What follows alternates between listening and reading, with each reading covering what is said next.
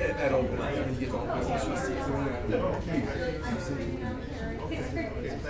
Appreciate it.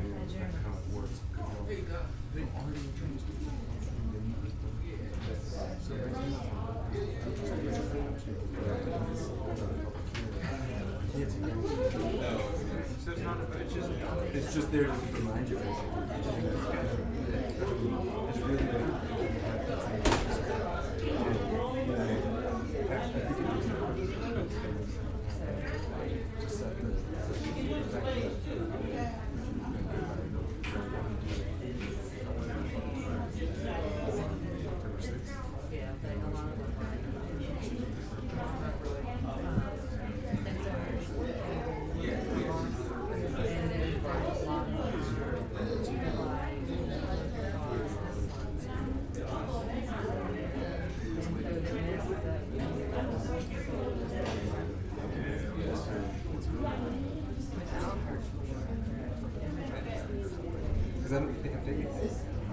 that was the reason it's postponed.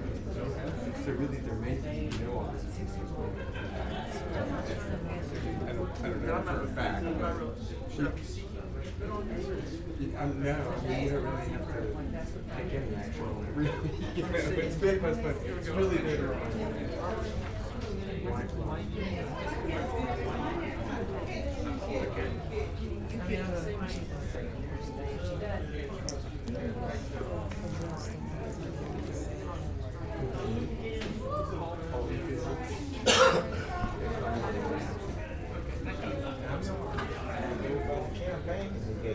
What's that? I know, where is everybody? It's like suppose someone was a party and nobody came. What if the Lord said be down with the mission for 3:30 and you go to heaven? I'm gonna get checked. Ain't that right there? Huh? I laughed at you the other day when you left. You said, I'm going to do something the devil won't do. I remember that. That was a good one. I mean, that really was. It was a good Roy's one. back there. I'd never heard it before. That's why it really, hit the note. It was just right. It's exactly true. It's what it's right. I like it. He's going to be there. He's going to be there for us.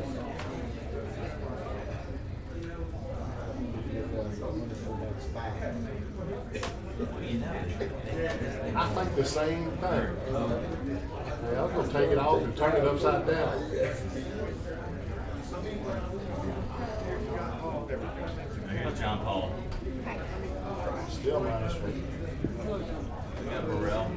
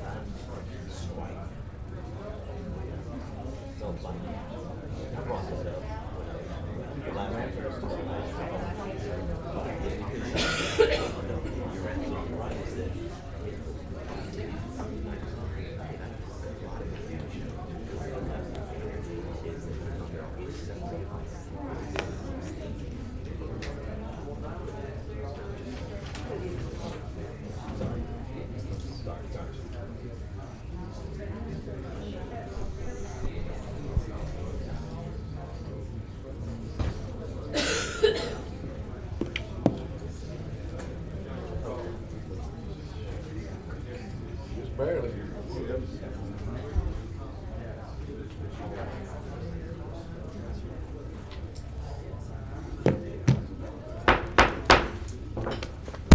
Okay, everyone, it's 3:35. I'd like to call this regular session meeting to order. It's September 22nd.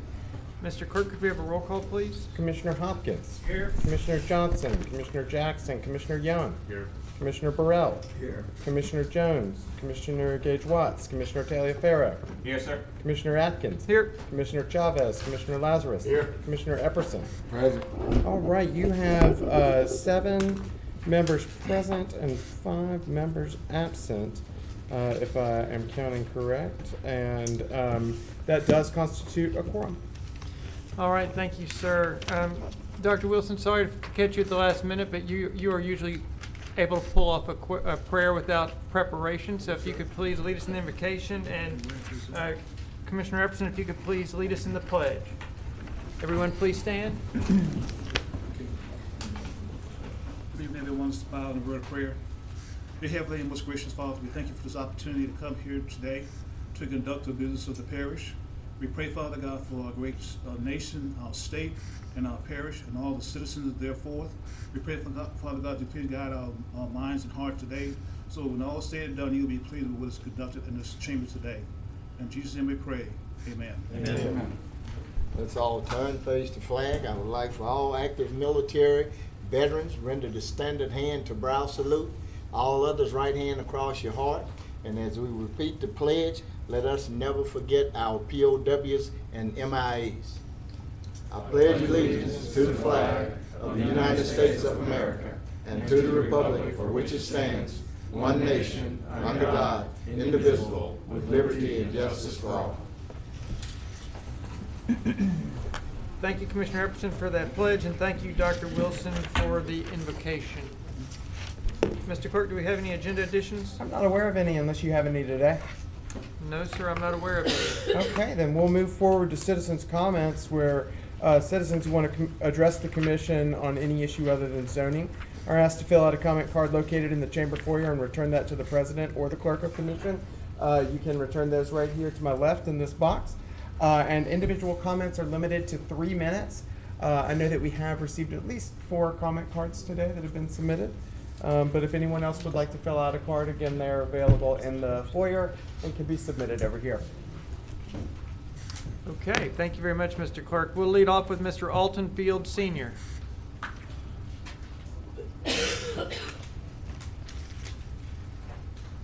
Welcome, Mr. Fields. Good afternoon, sir. Good afternoon. I want to thank you for this opportunity to be before you guys and ladies. I'm here on behalf of Rice Road.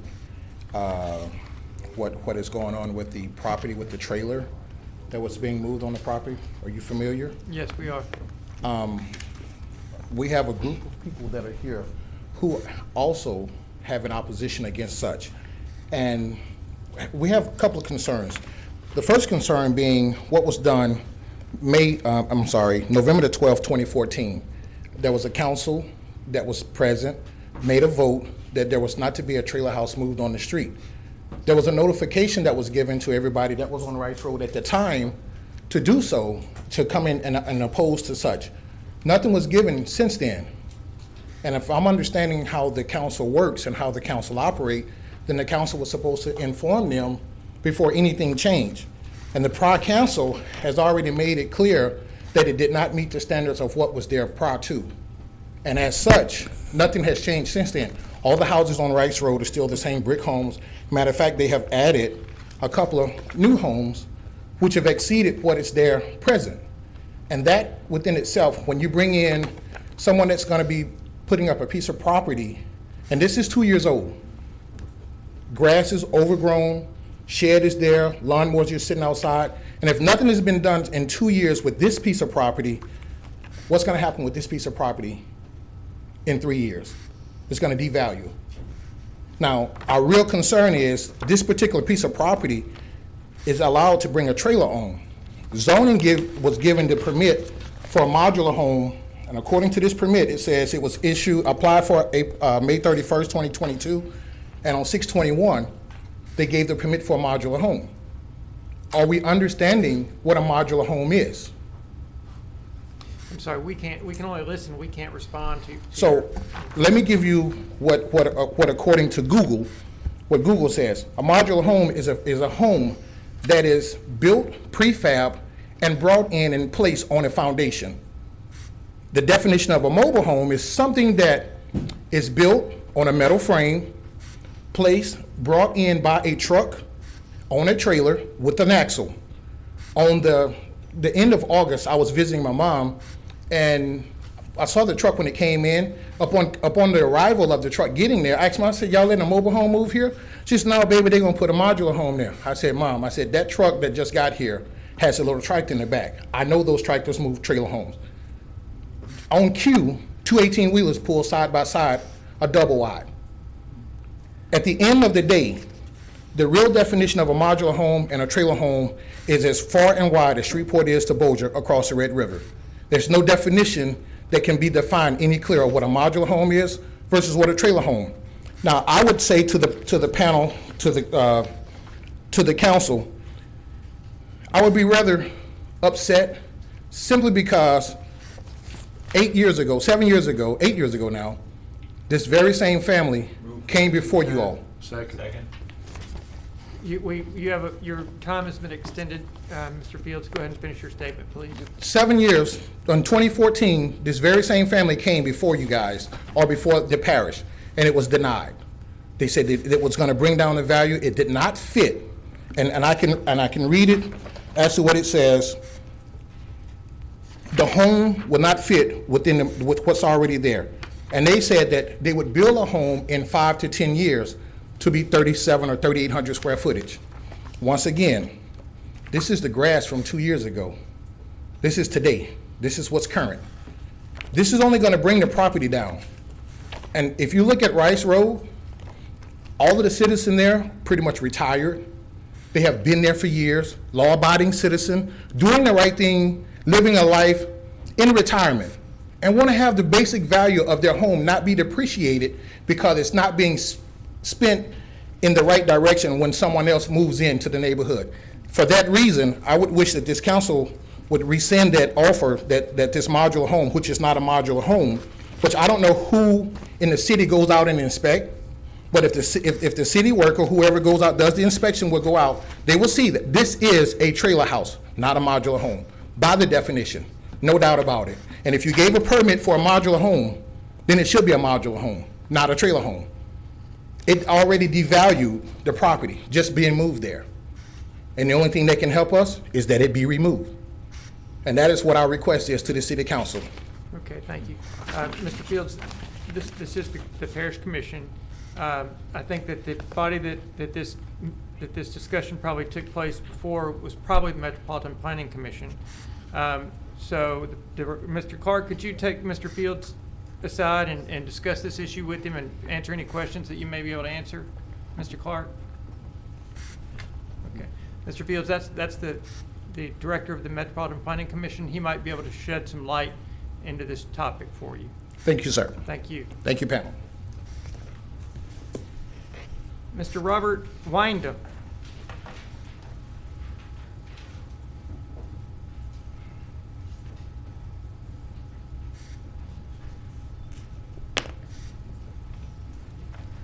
Did I get it right that time, Mr. Wyndham? You got it right. Thank you. That's close enough. Robert Wyndham, 4748 Rice Road. I'm here on two agenda items. The first one is the resolution 44-2022. We are in favor of that. I'm representing the Rice Road, and we're in favor, hoping that you will pass this resolution. And also the appointment of Ms. Green. The Rice Road is in favor of her appointment to the planning board. Thank you. That's all. Thank you, Mr. Wyndham. Speaking of Ms. Green, Ms. Constance Green. Welcome. Please come forward.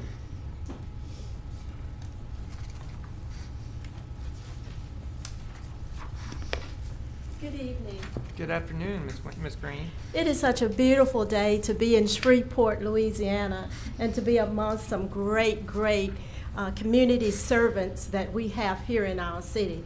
I'm so happy to be here, and I'm so happy to see all of these smiling faces and everyone that is interested in seeing our city becoming one of the best cities in the world. So again, on behalf of the city and the parish and just Shreveport and just Louisiana, I remember back I think it probably was about maybe 40 years ago, and I know I don't show much of that, so that's okay. We did this commercial, and it said, Shreveport, Louisiana, oh yeah. So I'm gonna say it again, Shreveport, Louisiana, oh yeah. Well, I've lived here all of my days, raised my kids, and they're wanting to come back home and see that thriving community again. So you have something in front of you today that will give you a great opportunity to expand your committee presence. This is where I was educated. This is where I just had a great time. But there's a scripture that says, I must work the works of him that sent me while it is day. For the night cometh, which all of our works will be over. You would have an opportunity in just a little bit to decide another committee member. And there's that scripture that in John that says that I quoted parenthetically. I'm asking you, if you're looking for someone that's a servant, and a servant to the people, and a servant to this Shreveport, Louisiana, and just a servant as well, then I don't think you need to look much further. So I hope that you find that Constance L. Green could represent this planning parish commission board in a way that would uplift and bring such wholesome and greatness to this thriving city, parish, and community. I, Constance L. Green. Thank you. Thank you, Ms. Green. Connie Williamson.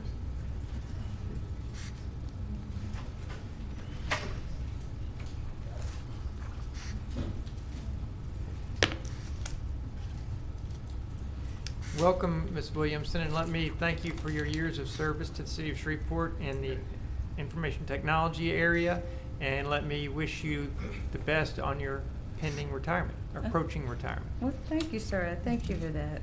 I'm Connie Williamson. I live at 4894 Dixie Garden Loop in Shreveport, and first I want to play some audio for you. This is what my house normally sounds like. Let me see if I can get the sound. You hear the birds singing. There's some traffic noise because we're right near 70th Street. And believe me, I will never complain about that again. Get closer. This is one day there's a plane flying over. You hear that plane. Okay. And this is what it sounds like when they're fracking. They've been fracking by our house. That's our front yard. This is at night. Sounds like a plane more, like a jet plane or a train. And this, you can hear this in our house. So we can't sleep. They just recently stopped. And I just want to play you this because you hear me talking. This is what our house sounds like. TV playing up front? Now. No. But I want you to hear what the last thing I said. About 11:35? It's hardly quiet outside, but it's enough quiet to feel like you got a home again. And that's what I want you to hear. It's just like having a home again. But the threat is that they're going to drill 6 more wells by my house, which will mean months and months of that noise, which is torturous. I'm going to read this so I don't get off the topic, but I live in a quiet working class neighborhood backed up to Broadmoor Terrace. They can hear that sound all the way into Broadmoor Terrace. We walk our dogs and we go down into Broadmoor Terrace and you can hear it just as loud in their yards. This is destroying the quality of our life. We called Caddo Parish and the Public Works sent a guy down with a decimal meter. Conveniently, they were not fracking at the time. He didn't know that I was a senior tech specialist for the city of Shreveport in IT. And so he tried to convince me that I did not know the difference between the sound of wind and the sound of fracking. He was asked to take his meter and leave and come back when we had, when they were actually fracking, but we never saw him again. We reap no benefits from this. The companies are not local. They leave and they take their profits with them and they sell our natural resources to the highest bidder. Right now it's Europe. It was Asia. They make our electric companies bid on our own natural resources, and that is why our bill has tripled. I know this industry is not regulated. They were actually cited for the noise in our neighborhood, but it did nothing. It was like a slap on the wrist. It changed nothing in our neighborhood. It was still loud. Isn't it time we make regulations about who can come into our neighborhoods, who can do whatever they want to our citizens? Isn't it time we change our reputation and Caddo Parish lead us into a new era on how we can care about our environment and about the rights of the citizens of Shreveport? That's all I had. I just wanted y'all to know that that's going to continue, and it's going to, if you read anything about urban drilling and how much it affects the lives of the people, how much it depreciates the values of their homes, this, you know, it's like a monster came into our neighborhood and can scream and yell at us all night long, and there's nothing we can do except endure and hope that they stop. We didn't complain when they first started because we were hoping they'd stop soon, but it went on for weeks. So you imagine what it's like to live in a place where it's like constant noise all the time, and you're just trying to live your lives. And I'm fixing to retire from the city, and it makes me sad that I'm going to go home to a place like that where all I hear is that. And I can't enjoy my yard. I can't play Frisbee with my dog. You know, I can't sleep at night. Yeah, so I'm just asking if y'all can consider regulating these people. I know they have no regulations now, but we can make regulations. Thank you, Ms. Williams. All right, thank you. Thank you very much. Thank you, John. Okay, Mr. Clerk, any new? I've not received any additional requests, so if that is all of the citizens' comments, we'll move forward to the next section. You have no scheduled visitors today, so we will move forward to adopting the regular session minutes. You should have regular session minutes attached from your September 8th. Move to adopt. Second. Both regular session and special minutes. We have a motion to accept both regular session and special session minutes from Commissioner Hopkins, a second from Commissioner Lazarus. May we vote on that, please?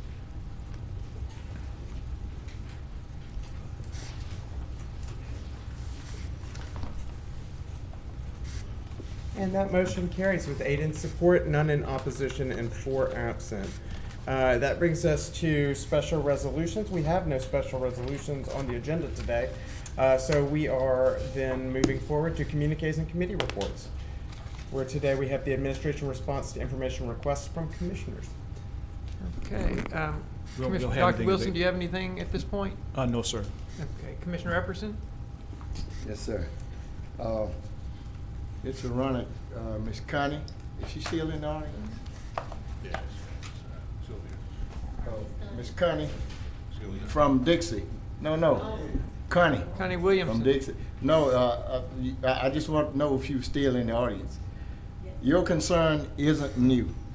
We have been battling this for probably a couple of years. I know out in West Shreveport. I think the last time we had a committee meeting that we brought it up, they brought in the Louisiana Oil and Gas Association. They brought in the lobbyists, and they dogged us out. You know what I mean? But you hadn't heard anything yet. Have you heard a pop valve go off? Yeah, I'm just talking. These are some things, and our property standards director can tell you that I have called them in. Citizens calling me at 5:30 in the morning. Noise, they don't know what's happening. We go out and we exchange. Well, what was it? Oh, well, we just fixing the valve and we just relieving pressure. Well, what was in that? Was it air? Were there any chemicals in there? Oh, well, just a little air and a little methane gas. You know what I mean? So we have been dealing with this for 2 or 3 years. We've written the Department of Natural Resources, which is headquarters in Baton Rouge. I got no answers to my correspondence. Everything that governs the fracking and drilling and oil and gas industry is totally out of Baton Rouge. As I've often stated, it's harder to open up a lemonade stand in your neighborhood than it is for a drilling oil company to come in and drill in your neighborhood. Clearing out 20 to 30 acres of land, noise, pumping chemicals in the ground. The last one on Jefferson Page Road, before we get to Parkwood, that borders to the south of Land of Trees, it was a fire up there. They wasn't gonna even say anything. The neighbor called me, Mr. Epps, there's a fire going on over there. I called the fire department. They wasn't gonna even say anything. So we have a problem where I think you need to really, you need to deal with the governor, the Department of Natural Resources, your state senator, and your state representative. This is where it lies. We have basically no control over the drilling industry. All of the economic development that they're bringing. I get calls about the sand trucks and the water trucks running people off of the roads, tearing up the roads, knocking down mailboxes. So I applaud you for coming down, but hey, we have a yeoman's job ahead of us. And please contact me and I'll put you in contact with what we are trying to do to see if we can do something. But don't just come down today and speak and forget about it. You're getting ready to retire, it's time for you to jump in the fight with us. Thank you. Thank you, Commissioner Epperson. Commissioner Johnson. Thank you, Mr. President. I think Monday kind of briefly talked about these mail-in ballots for the upcoming election, and some of them went into the wrong addresses. People got the wrong ballot. Is there a correction to this?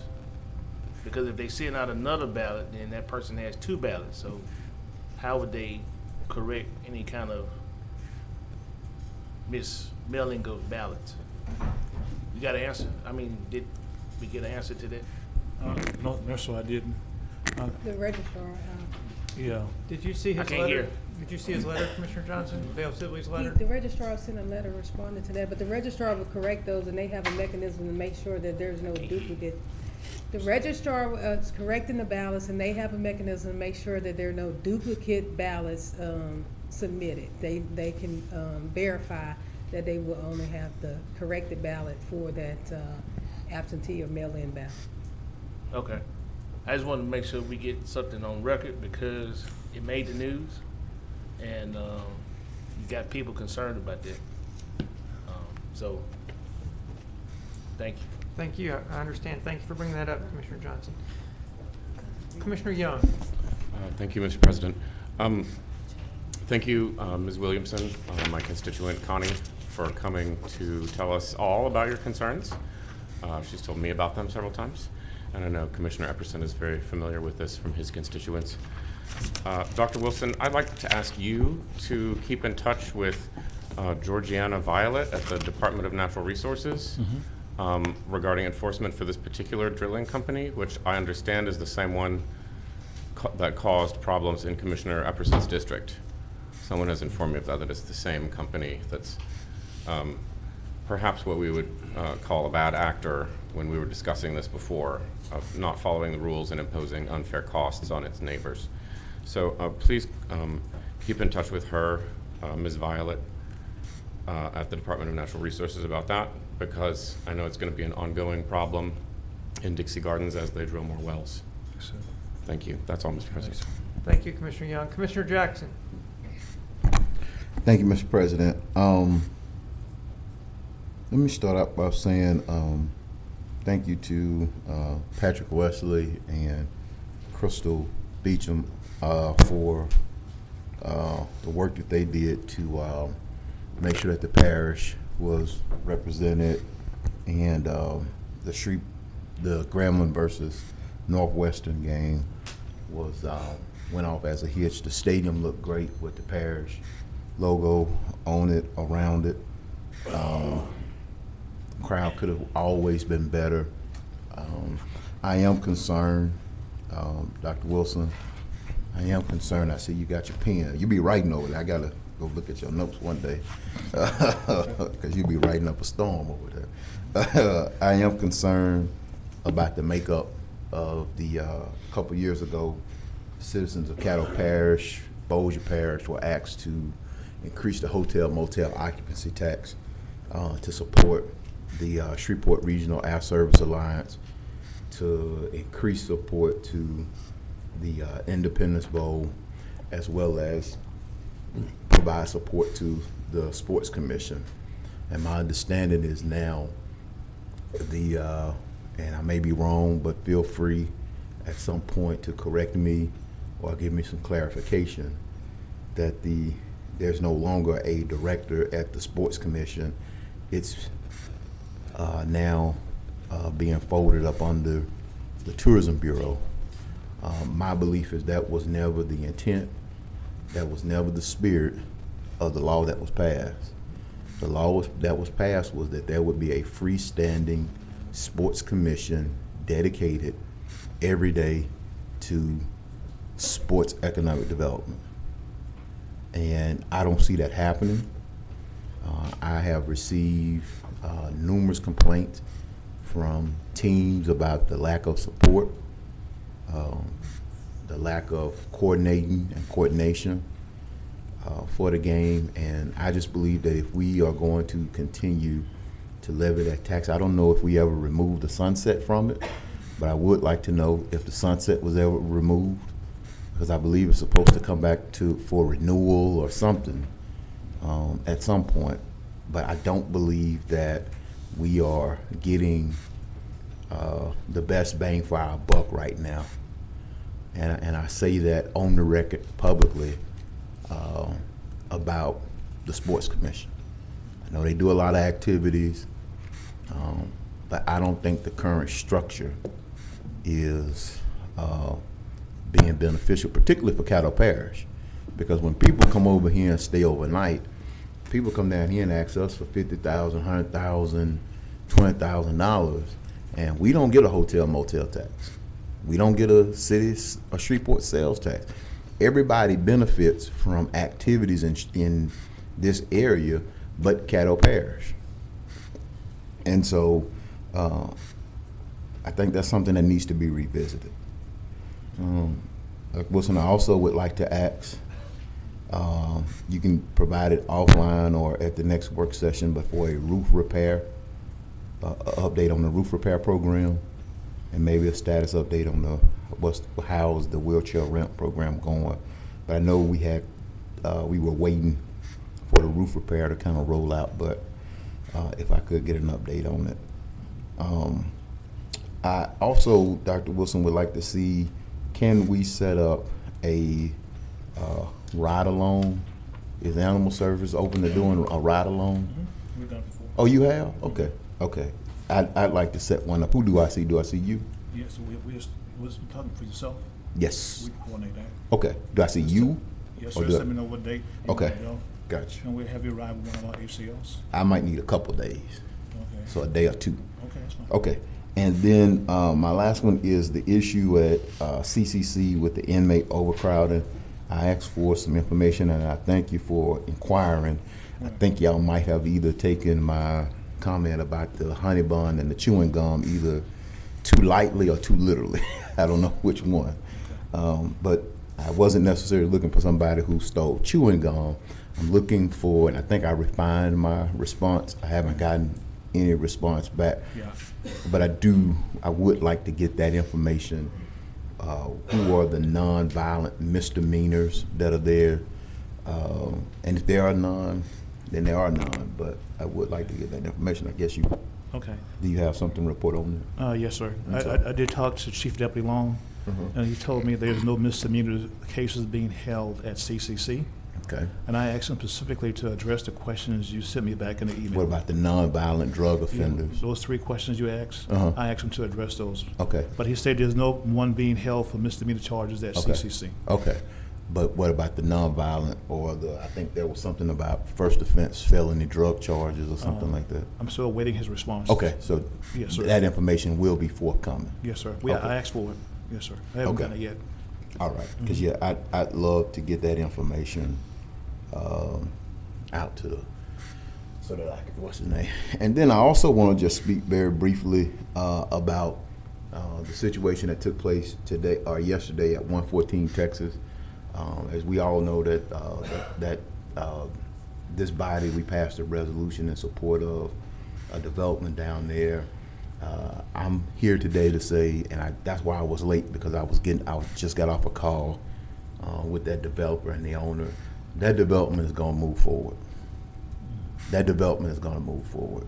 It may not move forward as a preservation project, but those developers are committed to doing something down there. The state has not wavered, and I got 2 calls from the state of Louisiana today. They have not wavered in their support. And so what I would encourage our Downtown Development Authority and everyone, because what I find as a surprise in this instance is the updates that I have shared with the DDA, they never make it to their news blast, they never make it to their Facebook pages, but the moment that the building goes up in flames, there are 6 Facebook posts posting that. If we're going to be cheerleaders for development in downtown, let's be cheerleaders for all of it. We shouldn't just highlight when something goes bad at these places. So, but I remain confident and optimistic that something is going to happen. In fact, the State Office of Community Development had committed resources to stabilize that building. Well, now that conversation simply turns, anybody who's familiar with construction and development, the conversation goes from stabilization to clearing it out now. And so they're committed to clearing it out. The private developers are still committed to investing their private dollars, their private equity into it. And so it's going to be a good thing for Shreveport. Unfortunately, those who have memories at 114 Texas, you'll never be able to get that opportunity back. But I think there's a desire from the developer to build something there that may replicate it to some degree. But I'm here today to say that they are committed to continue going forward with development at 114 Texas. I believe they're going to be trying to get a call with Erica to talk about how to move forward with the cooperative endeavor process for the $2 million in home funds. So there's real money on the table that folks are discussing about 114 Texas, and so it'll move forward. Thank you, Mr. President. Thank you, Commissioner Jackson. Commissioner Epperson, this would be your second time, right? So let me, Commissioner Burrell, you're up. Well, I was going to try to get mine addressed in a sidebar, but let me just throw this back out again because it has been brought to my attention again on this wrong ballot being sent out. Just as a scenario, if I were sent an absentee ballot and on that absentee ballot the district information was incorrect and the voter register, because we have a situation, is going to have to send out another ballot with the corrected information on it. If that first ballot had been sent out and has been filled out and sent back in, how can the register of voters be assured that that particular voter who sent the information back in will actually fill out the second one and send it back in with the corrected information on it, unless he's going to somehow send them a letter or something explaining it? You have some elderly people who fill that information out, and they may feel that they've already voted and may not have their votes counted because they were sent a second one out, and they don't fill it out because they felt that they've already done it. You understand? You understand the dilemma? Yes. Well, Commissioner, that each voter that was sent an incorrect ballot is being sent a corrected ballot. But So if it's by already that- sent back, But even if they've sent it back, once they receive that corrected ballot, then that would indicate to them that that first ballot is no longer valid. well, The first ballot is no longer valid, and I'm only giving you what the Registrar of Voters is communicated to you all to get the most accurate information. You have to contact the Registrar of Voters. But all those persons that were sent incorrect ballots are receiving corrected ballots. So that communication lets them know that that first ballot is no longer valid. Well, when you say that communication, all you get is another envelope with an absentee ballot in it, unless there's a letter that said that you received the wrong ballot. Right, they're gonna provide communication to those voters to let them know that that first ballot was incorrect. Okay, I just want to be assured because, as I said, a lot of the elderly people, and it's just that, it doesn't have to be elderly, they would assume that they've already voted. And that second ballot come out, they'll just toss it to the side unless something explains to them that that's the situation, because everybody don't know that. Right. We may know it. They may have put it on the television, they may have run it in the newspapers. But Right, that they're- doesn't necessarily mean that they are aware of it. Right, well, they're saying that they will provide communication to let them know why they're receiving a second ballot. They're not just gonna send them a second ballot, they're explaining why you're receiving a second ballot. Okay, thank you, Mr. President. Thank you, Commissioner Burrell. Commissioner Johnson. Thank you, Mr. President. I wanted to kind of address the comments that Commissioner Jackson made about the Sports Commission, since I am the Commission's representative. The game with Grambling and Northwestern State University basically started out of the Sports Commission with me and Kelly Wells at the time. There were a lot of turnover within the Grambling administration and also with Northwestern administration, sports on the sports side.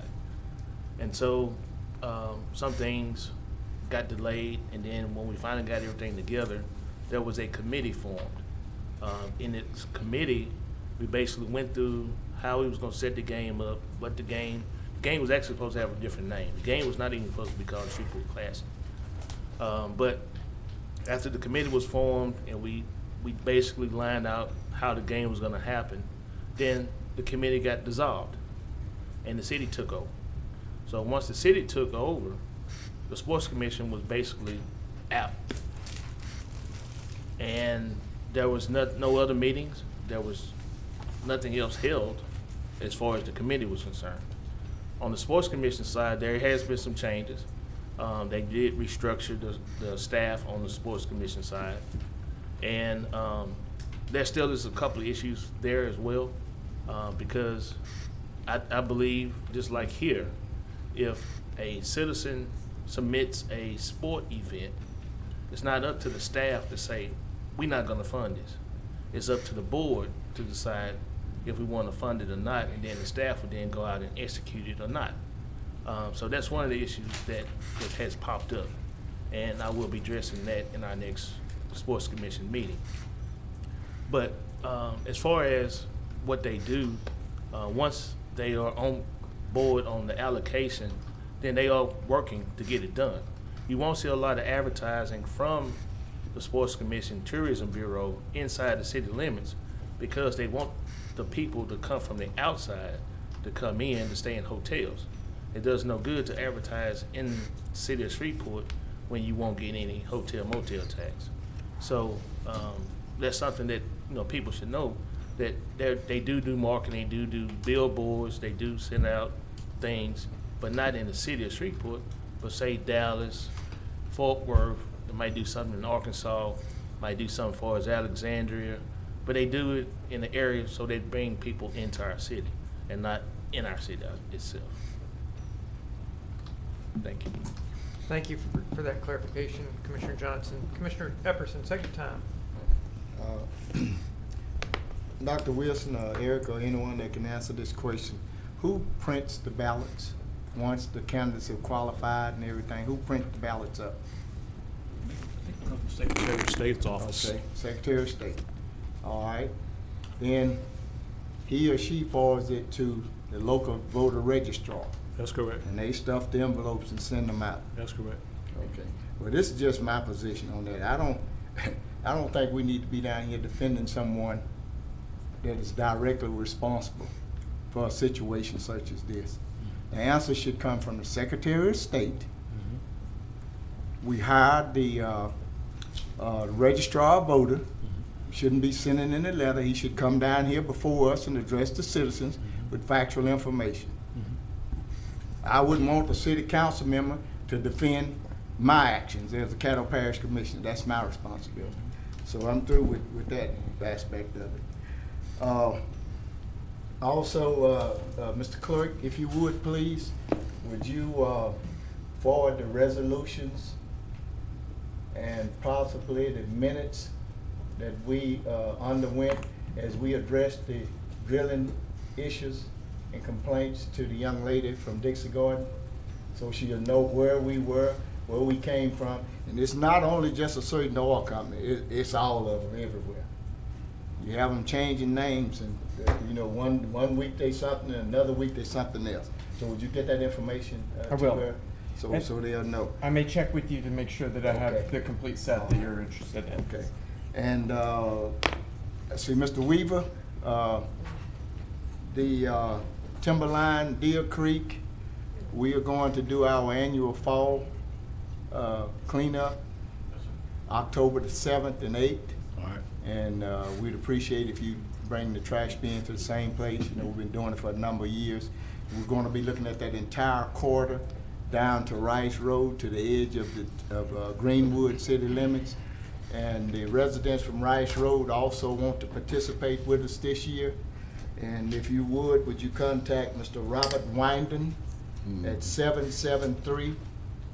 773-5196 and get with him and tell him where we want the bin put on Rice Road. We're going to make sure we try to keep that corridor down there, because you know we got the new $100 million AEP high tech that's located down there, and we want to keep up a good image for those people that's coming into town. All right. And also we want to thank Mr. Wilson for coming out with the noises on drilling, the pop barrel releases and things of that nature. Also, I got a call the other day about heavy commercial truck traffic between Highway 169 and Buncombe Road West into 79. The high volume of commercial truck traffic.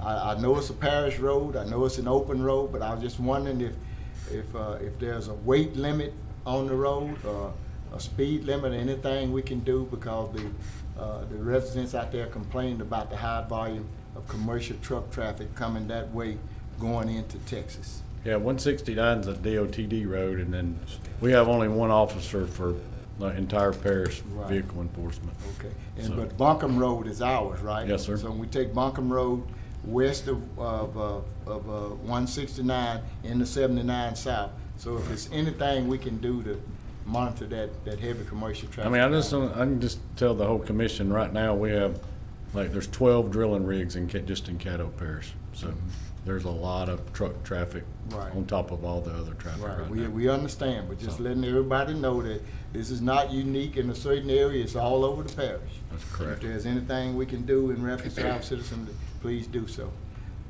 Thank you. All right. Also, we had a Veterans Affairs Committee meeting today. There's a wealth of things that we're putting in place leading up to Veterans Day. And we'll be getting back with you in a public release as to all of the issues, all of the things that we will be encountering relative to recognizing our military and veterans up through November the 13th, which will be culminating with our Veterans Parade at the Louisiana State Fairground. Thank you, sir. Thank you, Commissioner Epperson. Commissioner Jackson, second time. Yes, thank you, Mr. President. You know, I hear Commissioner Johnson, I want to be clear. I don't need a clarification on what the Sports Commission does and doesn't do. My concern, Dr. Wilson, as I stated to you, and I'd like to make sure that we get that, is I want to know what was the Sports Commission set up to do and what was its structure, because what I'm saying is the current way that it is operating, I do not believe it was set up to operate that way. I don't care who initiates the game and who is pushing the game. Voters voted that the Sports Commission would do that. And so if the school board, if the city of Shreveport, if the parish of Caddo is doing it, we're operating outside of what we all agreed to do. And so if the city of Shreveport is out there playing the game, that's wrong. Because that's what voters went to House Bill 216 of the 2015 legislature, and Commissioner Burrell, I know what I mean going with this one, House Bill 1191. That's what set up the Sports Commission. Or that's what was the tax that was funded to support the Sports Commission. And what we told folks was they were going to be responsible for sports economic development. And so if anybody is doing anything different, it is not what we pledged to voters that we would do. And that is what I'm saying needs to come back in line, or we need to do away with it and send the money to the city of Shreveport, or send the money to the Parish of Caddo, or send it to the school board. We don't need a sports commission if these other agencies are gonna be out here planning sports economic development. I'm simply saying we need to do what we voted on that we would do and support with those tax dollars. I missed the young lady about the drilling. I empathize with you, Ms. Connie. It's unfortunate to hear that. I think what we also need to remember is there are folks who believe in the term deregulation. They don't believe that certain things ought to be regulated. And we've got an issue on our agenda later on today talking about how we're going to regulate sports betting, OTB betting, whatever it is, not sports betting, off-track betting. The state is consistently coming in, Mrs. Connie, and telling us that we cannot have a local say in how these things go. And that's how we end up with our neighborhoods being disproportionately affected. We've got a action item on our agenda today about off-track betting, and that is the prime example of what that young lady or what that woman is talking about. That's an example of these preemptive laws that the state is putting in place that's usurping the authority of local governments to protect its citizens, to protect our neighborhoods.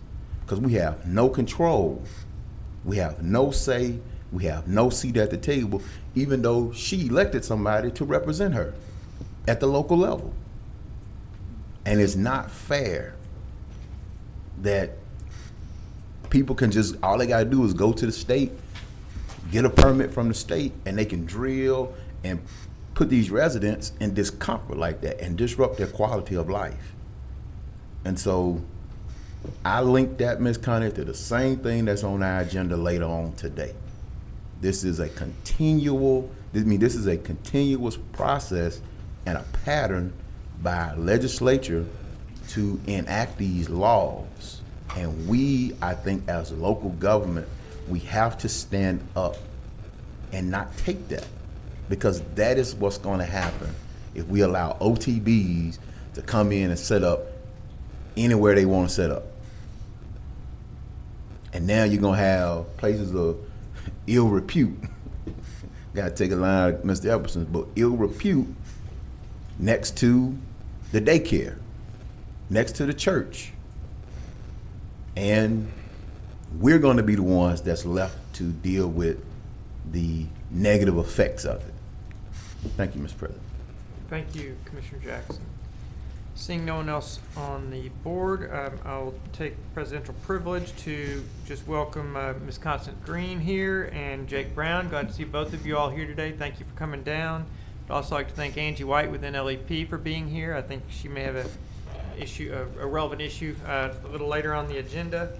And regarding my colleagues around the horseshoe here, I'd like to remind us all that as the clerk can attest, this last quarter of the year gets very busy from a commission standpoint as we try to wrap up annual business and try to prepare budgets for next year's business.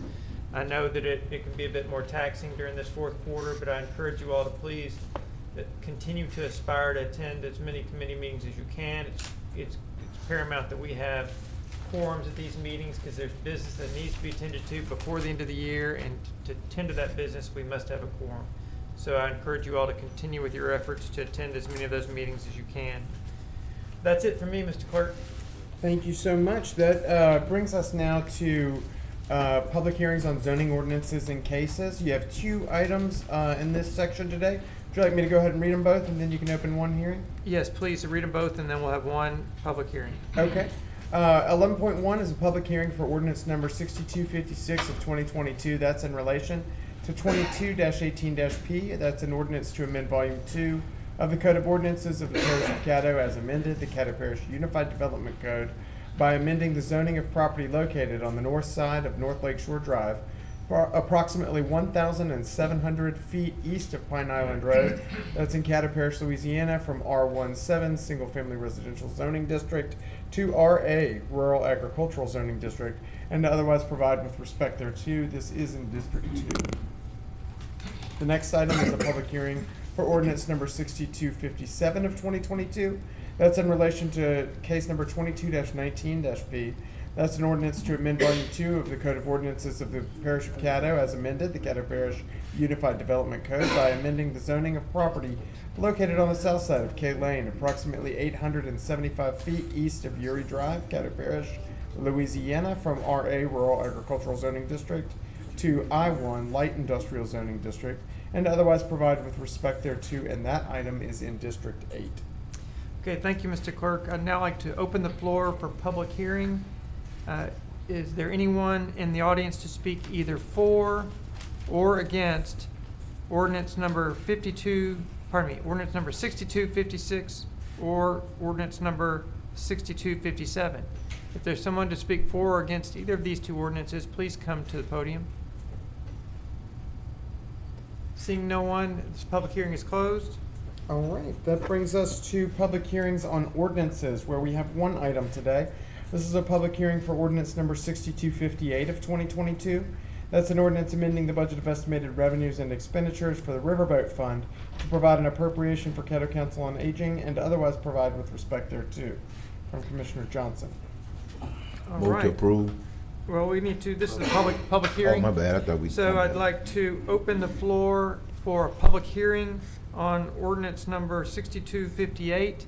If there's anyone in the audience to speak either for or against ordinance number 6258, please come to the podium. Seeing no one. I believe Monica Wright from Caddo Council on Aging is here. Okay, come on up, Miss. Is it Wright or White? Right. Miss Wright, welcome. Thank you. Good afternoon, everyone. Good afternoon. I want to thank the commissioners and everybody with the parish for supporting Caddo Council on Aging. And I'm hoping that you all will approve the ordinance on the book today. Our seniors really appreciate the funding from the commission, how it helps us to extend our Meals on Wheels program. And the employees and the board are also thankful for your assistance. Thank you. And thank you for speaking up. Okay. Did you want to close the? Yes, we can. We will now close the public hearing. Okay, that brings us now to zoning ordinances for final passage, where the first item, 13.1, is ordinance number 6256 of 2022. That's in relation to 22-18-P, and that is an ordinance to amend Volume 2 of the Code of Ordinances of the Parish of Caddo as amended, the Caddo Parish Unified Development Code, by amending the zoning of property located on the north side of North Lake Shore Drive, approximately 1,700 feet east of Pine Island Road, in Caddo Parish, Louisiana, from R17 Single Family Residential Zoning District to RA Rural Agricultural Zoning District, and to otherwise provide with respect thereto. This is in District 2. Final passage? Yeah. Pardon? We on final passage? Yes, sir. Oh, move to deny. Second. What, to deny or? To pass? deny. To deny, okay. We have a motion to deny. Do we have a second? Oh, second. Okay. And a second from Commissioner Jackson. A motion from Commissioner Johnson. A second from Commissioner Jackson. Would you like to speak on your motion to deny, Commissioner? Yes. Johnson? Until we get the resolution that we have on the agenda passed, and it goes to the parish committee, and then they put it into a policy, and we vote on it, I would not support turning anything that's in the 5 mile area from a R17 or R1, whatever it might be, to RA, because we'll end up with the same situation that Commissioner Epperson is dealing with now on Rice Road. So I move to deny this. Now they can come back later on once we get everything in place and then we can accept it, but right now, it's to deny. Okay. So we have a motion to deny by Commissioner Johnson. Anyone else on the board? Commissioner Jackson, you on the board? I have a question. If we deny it, do they start that process all the way over? Do they start or do we just put it back on the agenda after According they? to Mr. Clark, they start all over. I saw, okay. Okay. I'm good. All right, Commissioner Young. Thank you, Mr. President. I had a quick question. Maybe it's easiest for Mr. Clark to answer it, but I can That's ask fine. it. Okay. Mr. Clark, could you come answer a question for me, please?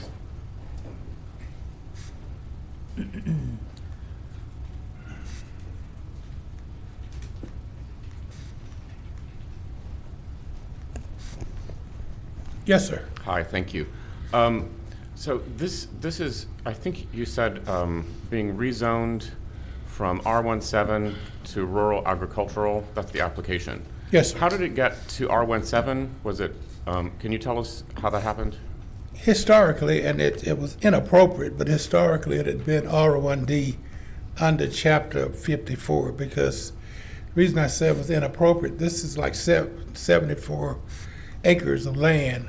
It's a 74-acre tract of land in rural Caddo Parish that's much more appropriate for rural agriculture than 7,000 square foot lots. I mean, that was a mistake. This was an opportunity for the Caddo Parish Planning and Zoning Commission to correct that mistake that had been made over the years to make the zoning more appropriate to what's actually out in the parish.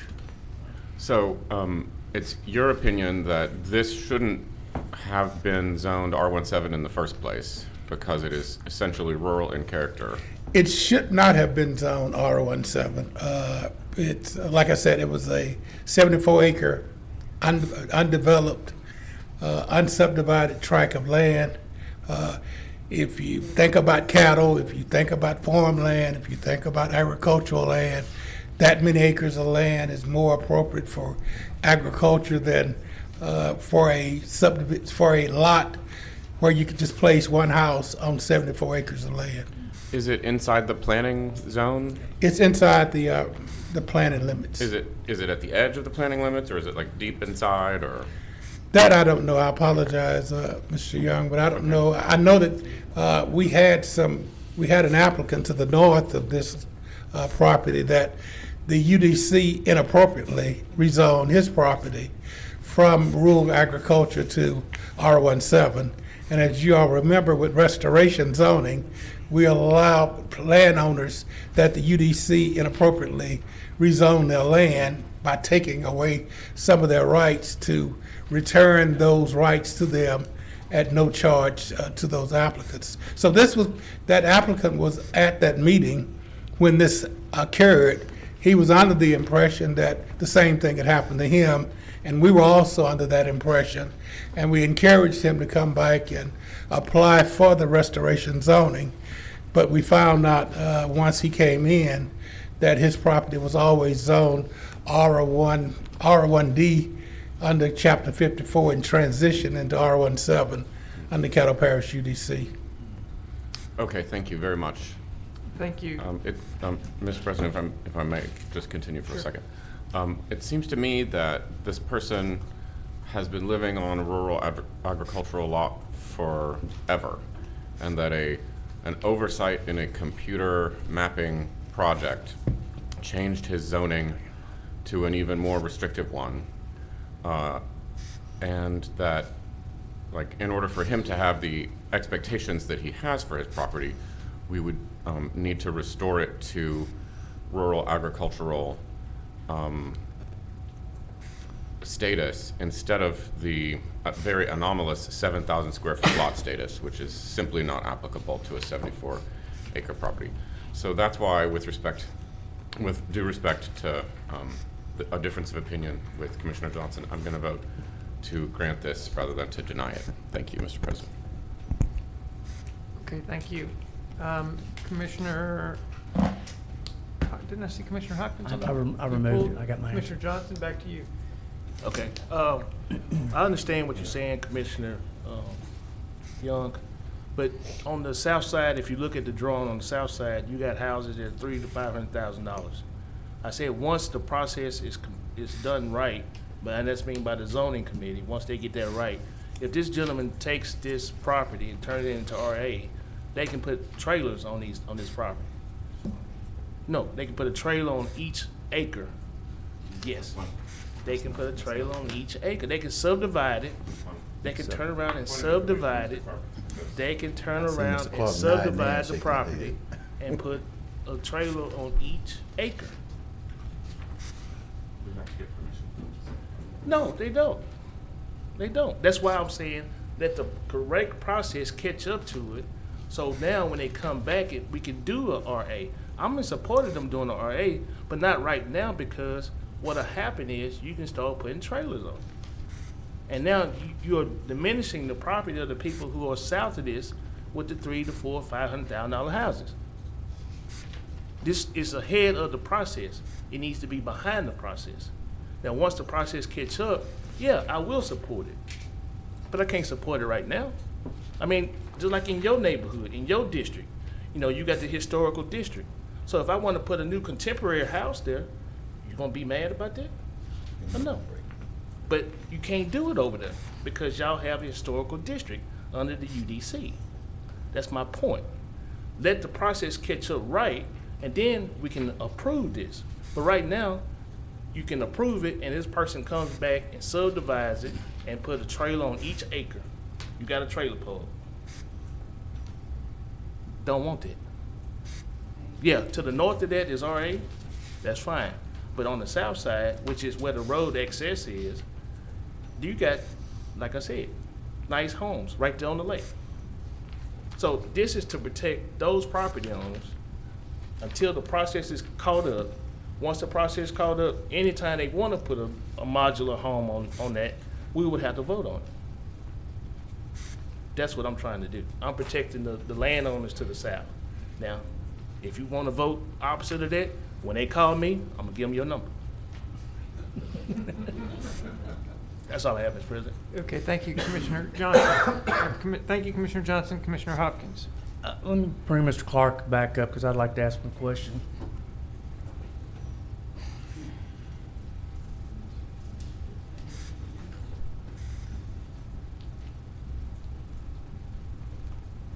So currently, the way it is zoned, you can put one structure.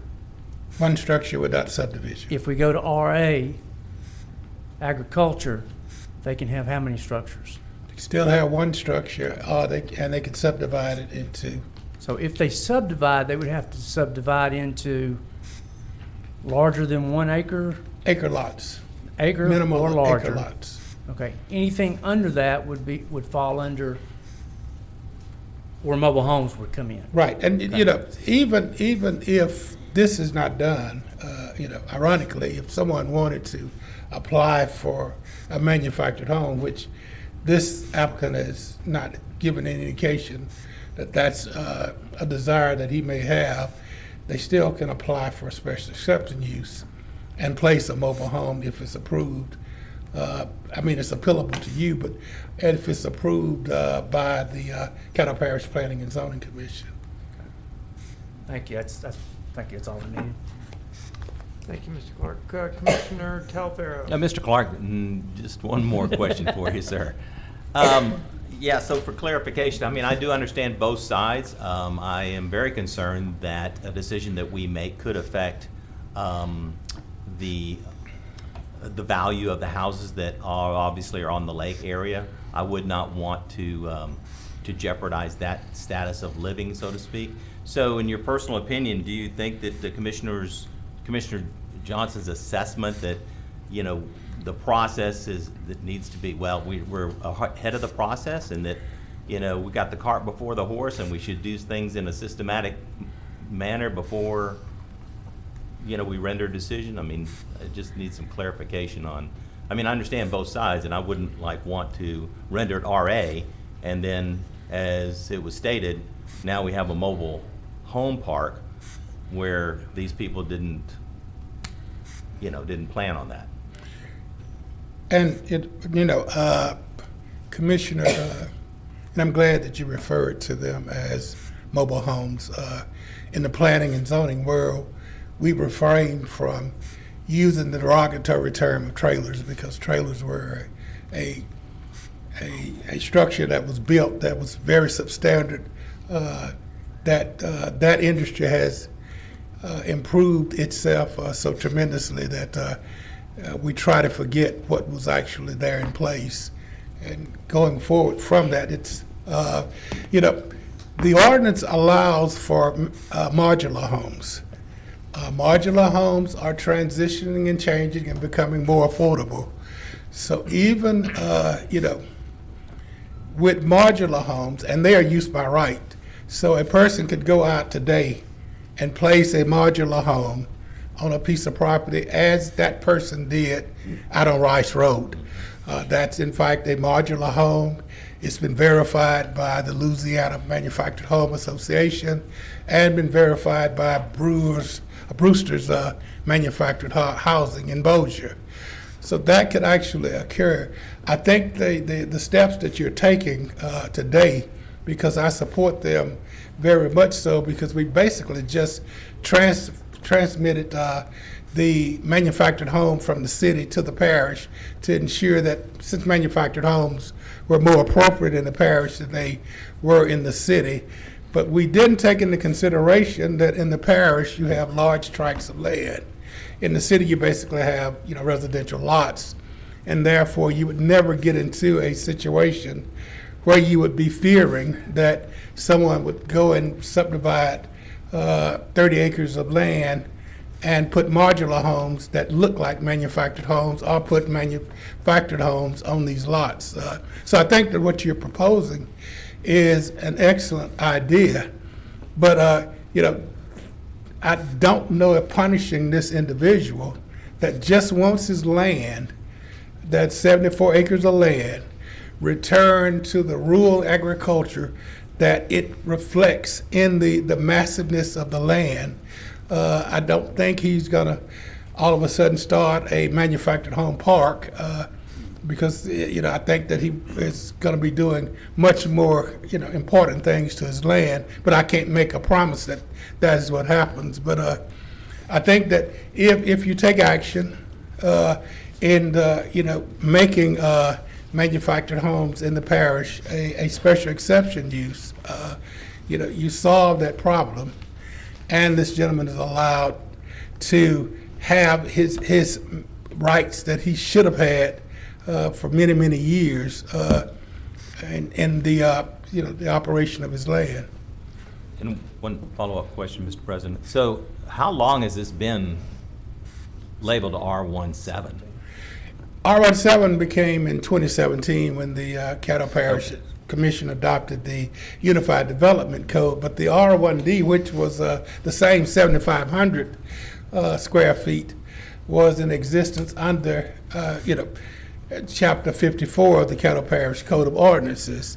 And many times property owners don't really realize the zoning base of their property if they're not doing anything with the property. If it's just undeveloped property sitting idly out there, they don't find out the zoning of the property until they come in and apply for a permit to do something with the property. But like I said, in this case, this gentleman was supporting another applicant to the north, and that's when he noticed that since that property was being restored from R17 to RA, that he wanted his property to just return to what it should have been, in opposite of the mistake that was made in the mapping many years ago. Thank you, Mr. Clark. Thank you, Mr. President. Thank you. Commissioner Young. Thank you, Mr. President. I had a couple more questions for Mr. Clark. Yes, sir. Since we were uncertain when we were having our dialogue, does a mobile home park or a manufactured home park on such a site as this require any permission before it comes into existence? The only requirement for a manufactured home park, manufactured home subdivision, would be that the land is subdivided into at least a minimum of acre lots. the manufactured home park, it is a whole nother situation because it's not subdivided. The park is like, I think it's 5 acres of land minimum for a mobile home park. Does that require permission from the MPC on this site if someone wanted to put that in? That requires both the manufactured home park and the subdivision would come before the MPC and come before you. So this owner couldn't do that. He could not put more than one mobile home on his property without permission from you already. Right. I mean, he couldn't just go out there and say, and hire a land surveyor and subdivide the property and start placing manufactured homes there. It would have to come through the process of the Caddo Parish Planning and Zoning Commission and through you for final approval. Is there already a structure, a dwelling on this property? I think there's nothing but vacant land. That was never an indication that there was a desire to do anything with the land. It was an insult that he was restricted to the 7,000 square foot designation, and he had 74 acres of land. I see. So it seems to me that there is a process in place for preventing a mobile home subdivision or a commercial enterprise like a park at this site. There Do is. you agree? Okay, thank you. And that's all my questions for you, Mr. Clark. And I'll also observe that it seems like if this person follows the law that exists and puts a single mobile home on his 74 acres, nobody in more expensive houses nearby will probably be able to see it. Thank you. Okay, I'm fine, sir. Thank you. Okay. Commissioner Johnson. Jackson, I guess. Commissioner Jackson, is that your Yeah. first time on this? I guess, I don't know. Go ahead. It's been a while. No, you hadn't spoke yet. I was just gonna ask, is this an appeal, or does it normally just come to us, or, so are we appealing the decision here? This is a rezoning application This is a because the rezone. property is Gotcha. zoned presently. So we're R17. ratifying the actions of the Z, whatever it's called. Parish Zoning CPZ? Commission. I forget the acronyms, and we got so many, I just Yeah. call it the So we're basically Parish Planning ratifying, Commission. are we ratifying their action, or? You're ratifying the action because the applicant came to them and shared the information, the story that I'm sharing with you. They unanimously voted to recommend approval for the rural agriculture zoning. And now you're just verifying that So now, where would request. the appeal go? There is no appeal. There is no appeal. I mean, either you rezone it or you don't, or I guess if he would like to rezone it and we refuse to, he can always sue us. He could come back and, But the- I guess, file a suit in the district court. So I guess maybe, and maybe I'm confused on the process. I always thought that there was an appeals process on rezoning. If, like, that's what those neighbors who are going to be disproportionately, if they feel their property values, they normally would appeal to us, I thought. Let me share one other thing to you, if I may, Ms. Frazier, that, you all extended the notification area to I remember 1,500 feet, which in these cases would incorporate some other property owners. There was nobody at the actual hearing that came to voice opposition. I mean, this is pretty common. When you have this much land in the parish, you're more likely to have horses or cattle or other rural agriculture or growth plantings or so forth than to, I don't think there's a high demand for manufactured houses out in that area. Right now. Right now. You never know what But by the time that enterprise happened, I was just sharing that, and we do whatever you all want us to do, but I was just sharing by the time that could possibly happen, you would have had possibly an ordinance that requires that each time someone wants a manufactured home in the parish, they would have to get a special exception use approval, Right. which is a public hearing before a board and appealable to this Caddo Parish Commission. But there is no appeal. This is final, is what you're saying, Attorney Frazier. Yes, this is final unless they sue us for not rezoning it or for zoning it the way that it's done. Gotcha. Okay. Thank you, Mr. President. Just, okay, Commissioner Johnson, let me just jump in here a second. You say it's final. I thought that, I thought Commissioner Johnson's vision is it would come back through the process once the other steps had been taken. I thought he was talking about if, in fact, you all would enact the ordinance requiring special exception use approval, and he was asking you to hold off until that was done. But today, if you vote to rezone the property to our rural agriculture, someone could appeal that to, as Donna said, district court. But otherwise, it's final, and there would probably be no need to appeal this to district court. My question is, if we don't take an action here, if we pass Commissioner Johnson's motion not to, to deny this request, this individual can come back through the process, correct? In a year. In a year.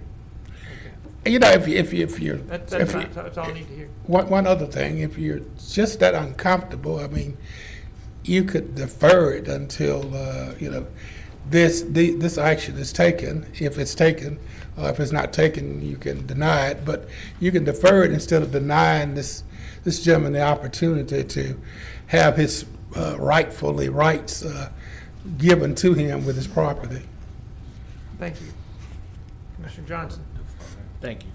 I was going to withdraw my original motion and make another motion to defer this until an ordinance is put in place. At that time, when the ordinance is put in place, that this would be by special permit, that they wanted to put a manufactured home on the RA, then it would have to come before us. Second your motion. You through with me, sir? Thank you, Mr. Clerk. You're welcome. Thank you, Commissioner Johnson, for that. I had another question though for Mr. Clark. You have a question for? Just one. Hold on, let's make sure we So I got that. want to make sure y'all understand that motion. Will you say that again for the clerk's sake? I want to defer it until an ordinance is put in place, that it will be a special permit use. That ordinance is put in place, that if it is passed by the board, whatever they call themselves, that it would come to us, that we would have to vote on it. It would come to us. Through an appeal process, yes. Okay. All right. It's a long motion, but I second. All right, so we have a motion by Commissioner Johnson and a second by. That satisfies most people's concerns, that we just don't deny it and it's never done anywhere. I'm not against the guy turning it into RA. I understand. That's fine.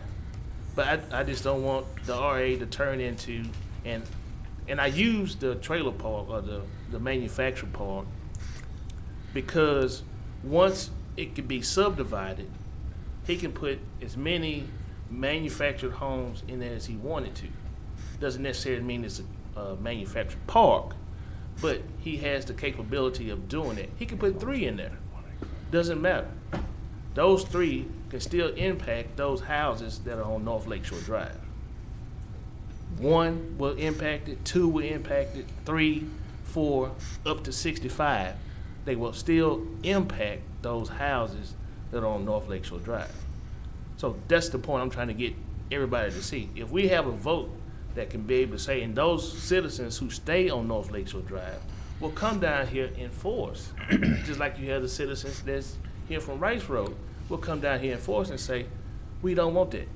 We didn't buy our house to look out the window and see a manufactured home, and it's going to impact our property value. That's what I'm trying to get everybody to see. Just like he would not want a contemporary home in a historical district. It's going to impact the other homes in that area. So we've had a lot of discussion about what's happening in District 2. Come out and visit District 2. Come look at the houses that are right there on the south edge of that if you want to have a discussion about it. And I'll let you talk to some of the citizens that are out of it. And they'll tell you that they're totally against it.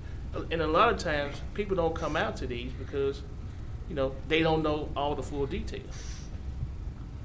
But once you educate them, they'll be here. That's all I have. All right, thank you. Commissioner, pardon me, Attorney Yeah. Frazier, you're up before Commissioner Jackson.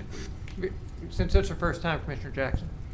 I just have a question as to whether or not everyone understands what's going on with the ordinance review that you all are delaying based on, and whether or not you all can answer questions about when that would come back up.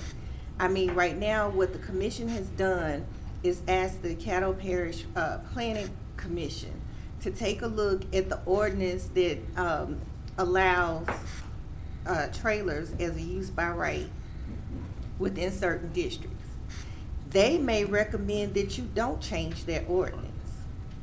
They may recommend that you do, but you have to wait for them to go through their process before, if you're going to defer all of these until they have that process, and then it comes to you all to make a decision on whether or not you're going to amend the zoning map.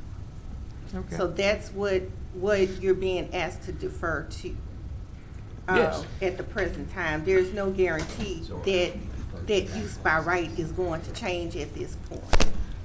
Okay. May I say something, Mr. Chair? Yes, Mr. Clark.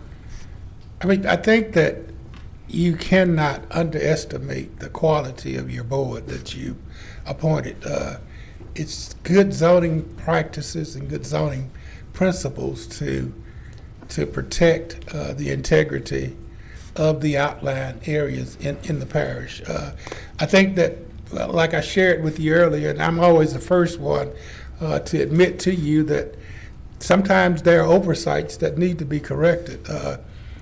In the parish, you have large tracts of land, unlike you have in the city, where you can have subdivisions created within subdivisions and large subdivisions created within subdivisions. I think that the staff would strongly recommend to the Caddo Parish Planning and Zoning Commission that they change this because it protects the integrity of all citizens in the parish. But again, I understand what the legal department is saying, but this is a way that we can correct this. This will correct this for the citizens out on Rice Road. We support what the citizens on Rice Road are feeling, but the law is the law, as you know. This can put us in the correct direction of development in the parish going forward from the period which you all would address. Okay, thank you, Mr. Clark. Commissioner Jackson. Yes, I just have an observation and a question. And my observation is I want us to think back to that period of 2019 and 2020 when prior to 2019 we had adopted, when was the UDC adopted? 2017. 2017, UDC was adopted, and a whole 2 years went by before, and the fine folks in North Caddo had never said a word. I don't know if they came to the public meetings that were held up there, but there was no issues with what we had adopted with the UDC, and we assumed that because we had not heard any opposition, that there was none. Come December 2019, we walked into a hornet's nest. In 2020, all hell broke loose because these chambers were being filled every day or every meeting because citizens were upset because we put something in place, and the first thing they said was this was done, we didn't know about it. So I just want us to think about that dynamic before we say let's go ahead and do this, because more often than not, and I hear what you're saying, Mr. Clark, but more often than not what happens is the zoning changes, and then when that change takes place or whatever happens or whatever use is allowed or whatever prohibition is allowed, then that's when the people start showing up saying, we don't want this. This ain't right. This don't make sense. So I just want us to be mindful of that we have gone through this before, and it was ugly when they found out what was actually going on. And I'm not saying we were wrong. I'm not saying we were wrong. I'm just saying when those folks found out what was in there and what they didn't like and what they thought it was, that's how we ended up with Caddo Alliance for Freedom coming down saying that they felt misled or misguided or left out of the process. But I'm not trying to get into who was right and who was wrong on it. It happened. The last question I have for Mr. Clark is I heard you say that we would be to not deny him of his useful right or his right. I guess I'm curious, if it was his right, why would we need to do the zoning change? As I shared with you, Commissioner Jackson, the property was erroneously zoned R17. Okay. What that means is residentially zoned property with 7,000 square foot lots. This is 74 acres of land in rural Caddo Parish, where if you have a description of what rural agriculture is, this is rural agriculture. So you're saying it was intended to be his right? It should have been done this way. We had, you alluded to some things that happened, and I won't prolong, Mr. President. You alluded to, but there were some mistakes that were made in the mapping in the city and in Caddo Parish. This was one of those mistakes. This is an opportunity, I believe, to correct that mistake. We talked about it when you all first made the possible resolution to do this, and we felt that it was a great opportunity to correct that mistake all over the parish, not just in this particular location. Okay, thank you, Mr. Clark. Thank you. You ready? You done, Mr. Commissioner good. Jackson? Thank you. Okay, thank you. All right, so we have I think you can finally sit down, Mr. Clark. Thank you. All right, we have Commissioner Johnson's motion on the table to defer. I'll let you restate your motion. To defer until the ordinance is put in place that would make it special use for RA to have a manufactured home on. Thank you. All right, we ready to vote? Let's vote, please, Mr. Clerk. Okay. Yeah. All right, that motion does not carry. It's got 5 in support and 3 in opposition. It would need 7 to be adopted. So we move to the next item, unless there's no other motion on the floor? There is no other motion on the floor. That was the only one. Yep. So it basically does not go anywhere. I'd like to revisit this issue. We passed it. I mean, Can I do that? What was the motion? I'm sorry. I said I'd like to revisit this issue. Reintroduce this but issue. you're not Yeah, A motion to reconsider, and were you on the prevailing side? Like, did you vote against it initially? Wait. I voted. I was one of 5, so I was not on the prevailing side. So yeah, there isn't a prevailing. There isn't a prevailing side. He was on the majority side. Yeah. No, it was on the minority side. The minority just didn't have enough. The majority didn't have enough to have 7 votes. Yeah, I think it has to be somebody that voted It's on the against. winning side. There's no real winning side, but I think it has to be somebody that voted against it. Would need to call up the motion to reconsider. And it takes, I mean, Unless Attorney Frazier, do I misinterpret that, or? Well, I'm sorry. I just wanted to make sure if you think I'm interpreting that correctly. I mean, I know this is a little bit unusual, but I think that somebody to make that motion would need to have voted against it To make a initially. motion to reconsider, it needs to be someone who lost. Yeah. And so if, Who lost in this case? I'm sorry, Which side lost in this case? the one that had the least votes. Yes, So so the 3. All right. Well, let's carry on. We'll carry. Well, so everybody understands that at this point it fails. It fails, but there is no change to the zoning map because you have not voted yes or no. That's correct. same He'll thing have I was to trying come to get back. done. You did it anyway by voting no. So, point of clarification. So he has to. Yes, That was, I Commissioner guess I'm Jackson. getting back to my what now? I guess I'm getting back to Hold my. on. I can't hear Commissioner Jackson. I guess I'm getting back to my question was, if My question was, what was my question? About the, Next order of business. about the starting over, I'm sorry, about the starting over. So do they start from scratch now, or does this just come back on the agenda? That was my question earlier. Point of clarification, since this was not a motion to adopt or to not adopt, it was to defer, then it did not need the 7 votes.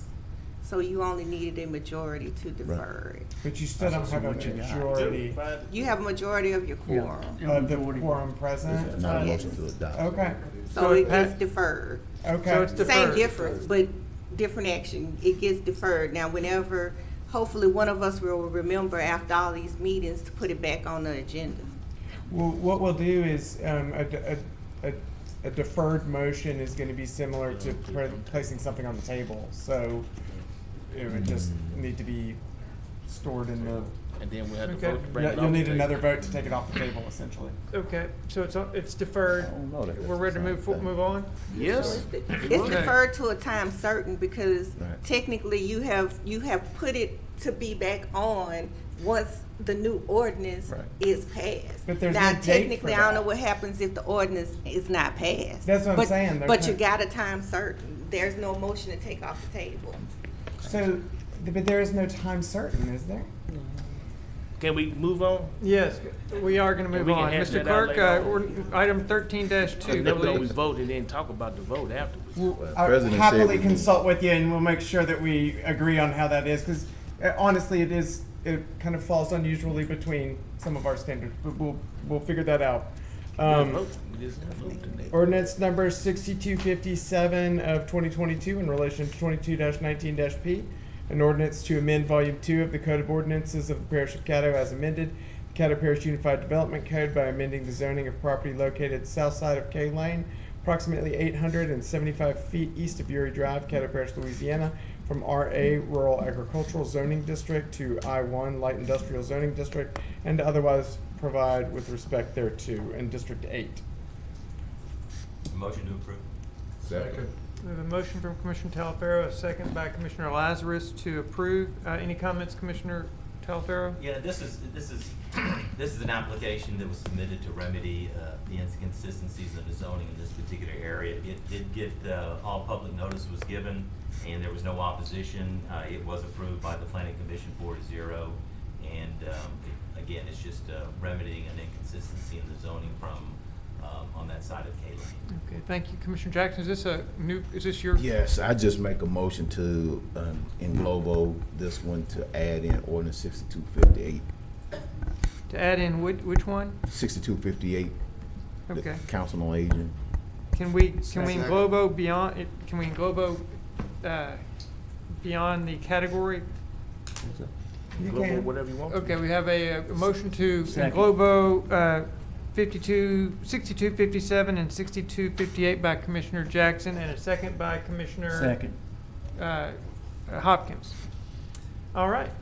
Any other comments? Okay, let's vote, please.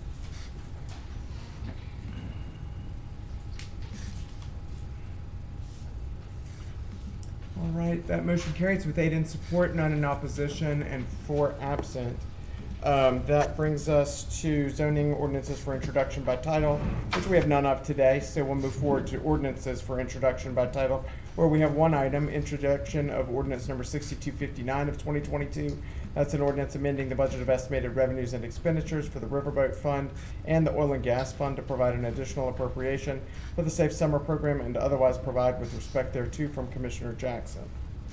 Okay. That brings us to work session minutes, where Move you to have approve. the work session. We have a motion from Commissioner Jackson to approve, a second by Commissioner Lazarus. Any comments? No comments? We're ready to vote, Mr. Clerk? Okay.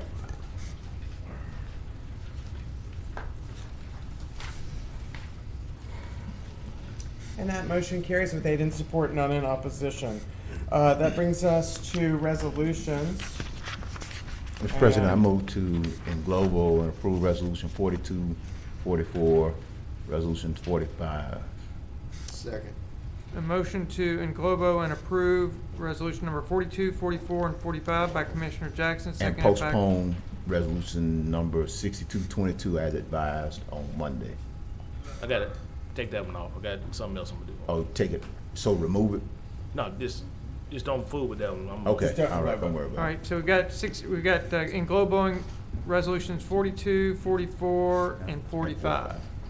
And that was motion by Jackson, second by, I can't remember, Commissioner Epperson. Any comments, Commissioner Jackson? No, sir. Seeing no one on the board, let's vote.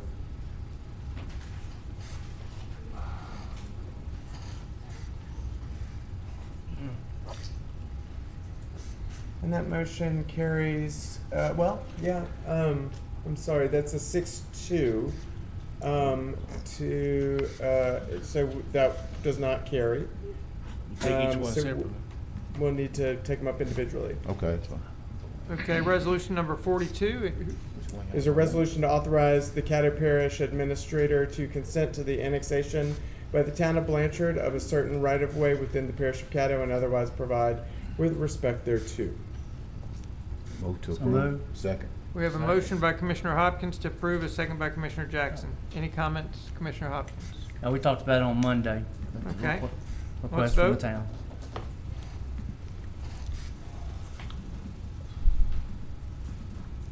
And that motion carries with 8 in support, none in opposition, and 4 absent. That brings us to Resolution 44 of 2022. I'm sorry, there is an agenda correction. It looks like there was a typo on that title. A resolution to urge and request the Caddo Parish Planning Board to review and make recommendations regarding the placement of mobile homes as a use by right in RA zoning districts and otherwise provide with respect thereto. Move to adopt. Second. Motion by Commissioner Johnson to adopt, a second by Commissioner Epperson, I think. I heard Jackson. Jackson. Commissioner Johnson, would you like to comment? Yes, I don't know if this is the one where we had the 2 no votes on the Englobo, but this resolution has to go to the planning board for them to then take it up to put it into a proposal to us to make it into an ordinance. If we don't do it, then what we just talked about for about 30 minutes in District 2, it still sits there in limbo. If you pass it, then it can move. If you are locked in into the city, you don't have anything to worry about with this. But if you're in that 5-mile zone, then this is where it affects people who have subdivisions in the suburbs. And they moved out there because they want to have larger lots, build a bigger home, and then to be saying, look up one day and a manufactured home is pulling into it, it's a slap in their face. Now, I don't know why everybody feels that it's not right, but the RA, the way it is now, they can put one there and nobody can say anything about it. You've already heard concern from citizens in one district. You're gonna have another district come down here with the same kind of concerns. We should be able to, based upon the input from the people that are in that area that's impacted, to be able to give a logical vote on this.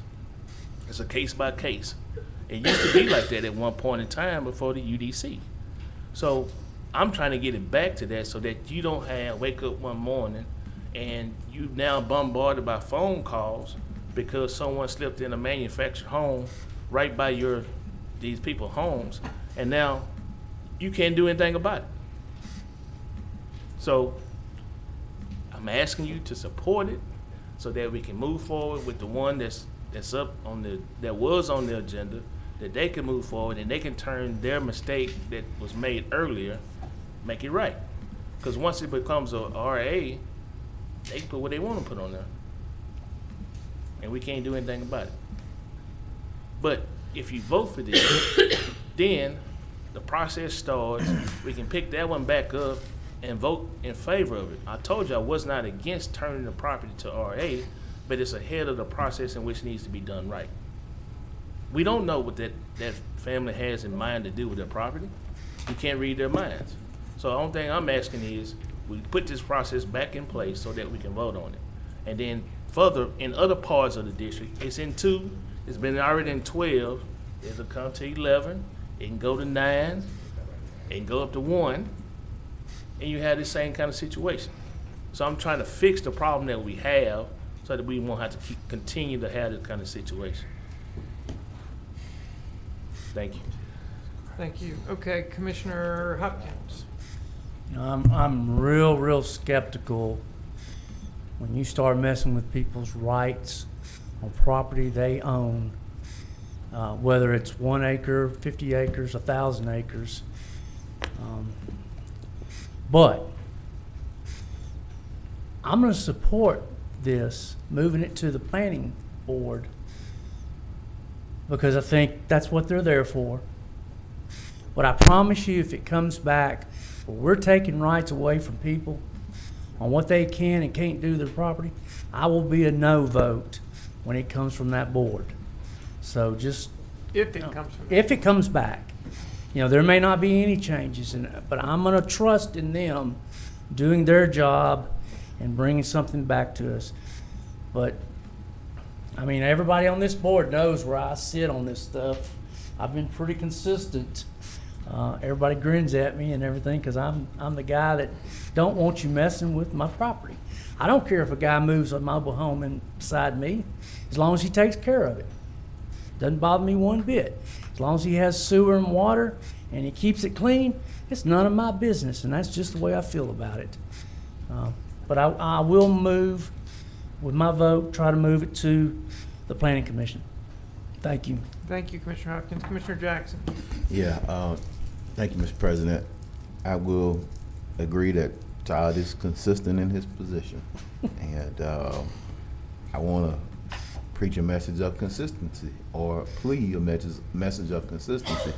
A moment ago, we were ready to defer to Mr. Clark on what seemed like was this very issue, or something around this very issue. And I guess there's some unreadiness, but do understand that if the ordinance that was deferred was attached, I believe, to this motion, Attorney Frazier? Was attached, Yes. was attached. So the ordinance that was deferred, so if we're gonna sit here and have this unreadiness, what we were just saying some wanted to do will never come back before the body to be done if this never gets to the Planning Commission. So consistency, that's a consistent thing. And so if you want to see that ordinance come back to be adopted to grant whatever that acre or whatever it was, whatever zoning change it was. So I don't see, I just think that we need to make sure that we are not necessarily taking purely political positions on these zoning matters and look at this from a holistic perspective. If they never get a chance to consider or hear that we want them to consider it, then that becomes problematic. So I don't see any harm. That's why I did that in Globo. I don't see any harm in Resolution 44, particularly because I thought a moment ago we were just encouraging that ordinance, that zoning change to be passed. Thank you, Mr. President. Thank you, Commissioner Jackson. Commissioner Young. Thank you, Mr. President. I'd just like to voice my opinions about this idea. To me, banning mobile homes in a parish like Caddo Parish, the rural parts of Caddo Parish, which is a very poor parish, seems to be penalizing our citizens. It's penalizing poverty because these are the homes that are most easily affordable by the poor if they happen to live in the countryside. If we put such a rule in place, there would be an application fee, I bet. Would it be free? I doubt it. Would it be refundable? I doubt it. None of our fee structures are like that. So now, even if you get your special home granted under the new rule, you'll have to pay more for it because you have to pay the fee and you have to wait for your special permission. What would be the criteria used for approval for this special use? To me, it seems like they would be, does it fit in with the houses around it, which is another way of saying, are all the other houses around it relatively poor or are they relatively rich? That amounts to economic segregation, in my opinion. I don't think that the government should engage in economic segregation as a matter of policy and law. In our society, that is normally managed by covenants between neighbors. So the neighborhood where I grew up was in the planning zone, and every house had to be over a certain square footage because of how the landowners had agreed in advance. This rule would mean that you can't make a land investment and then wait to earn enough money to build a mansion later while you live on it in a cheaper house. To me, it seems that the covenants that are enforceable by court are the way to go for this. And in our free market system, neighbors can talk to each other to work out a solution. Sometimes they can help their other neighbors build a house that's more suitable for them. For instance, by helping them secure loans or connecting them to good builders. And in extreme cases, the neighbors could pool cash and buy out the landowner, put the land under a covenant, and then sell it under the new rules. We haven't heard anything from the homeowner regarding his plans for this property, but now we're considering making a common housing type illegal pending special expensive use permission based on very little info. So my choice is not to make it illegal or take away a right for a cheap rural housing in all of Caddo Parish, because there seems to be one or two neighborhoods where there is a conflict in the wealth of the housing stock. And to me, making the countryside a more suburban space to move to when you abandon the city of Shreveport, for instance, District 4, is not in the public interest, and so I don't support this. Thank you, Mr. President. Thank you, Commissioner Young. Commissioner Johnson. Thank you, Mr. President. I want to do a little piece of education here. So, in zones R112, R110, R17, R15, guess what? We have to vote on that. The only one that we don't have to vote on is RA. So if we are restricting people in 112, 110, 17, and 15, why not make it a clean sweep and do the RA as well?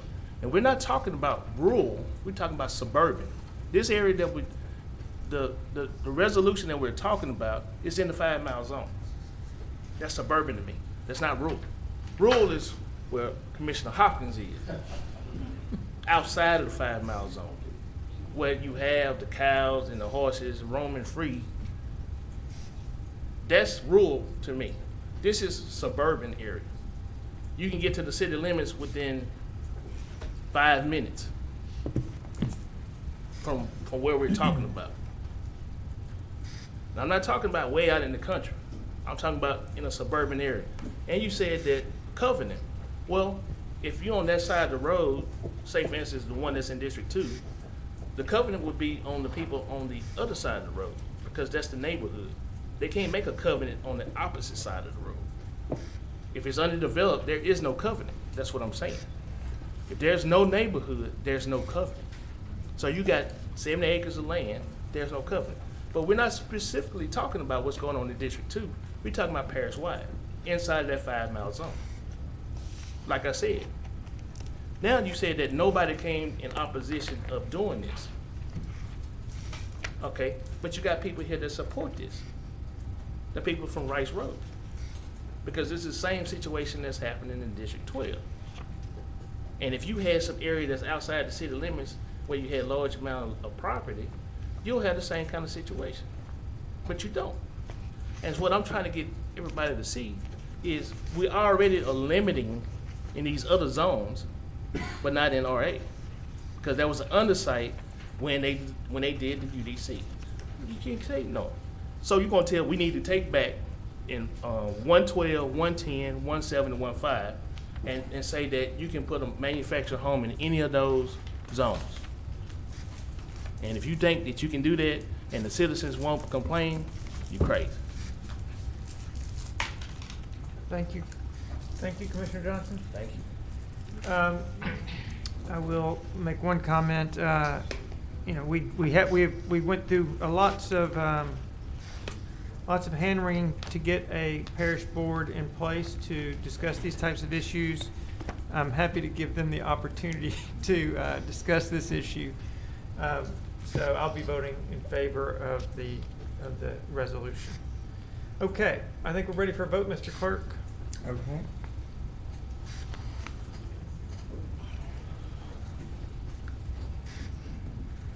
And that motion does not carry with 6 in support, 2 in opposition.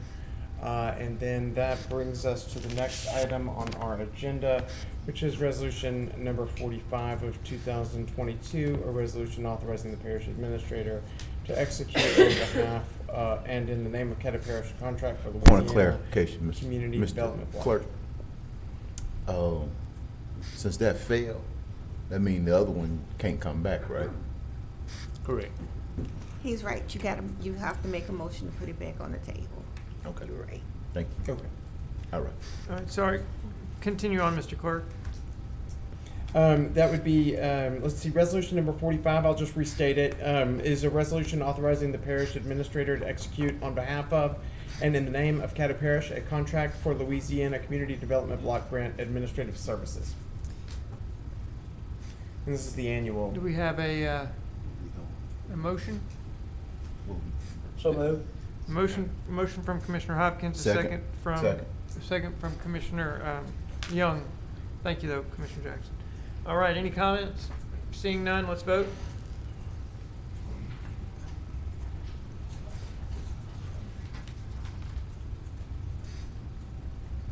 All right, that motion carries with 8 in support, none in opposition, and 4 absent. That brings us to old business, where there is an item today, ordinance number 6222 of 2022, was postponed during your April 21st meeting. This ordinance is an ordinance amending the budget of estimated revenues for the American Rescue Plan Fund to provide an appropriation for a Ring doorbell pilot program in Caddo Parish and otherwise provide with respect thereto. If you would. Move to take from the agenda and put it back into the ARP committee. Okay. Okay, a motion to pull from the agenda and put into ARP. Committee. Into the ARP committee. That motion was by Commissioner Johnson. We have a second from Commissioner Epperson. Any other comment? Well, we're still working off the first batch of the Ring doorbell, and so there's still some issues that are there. So just want to put it back to committee. Thank you. The committee will bring it back out when it's needed. All right, thank you very much. Any comments, questions? Seeing none, let's vote on the motion to pull and send it to All right, committee. that motion carries with 8 in support, none in opposition, and 4 absent. That brings us to new business, where the first item we have today is approving Turnium USA to participate in the ITEC program at 2500 Ron Bean Boulevard. Move to approve. Second. Motion by Commissioner Jackson to approve, a second by, who was that? Commissioner Lazarus. Any comments, any questions? Nope. Seeing none, let's go ahead and vote.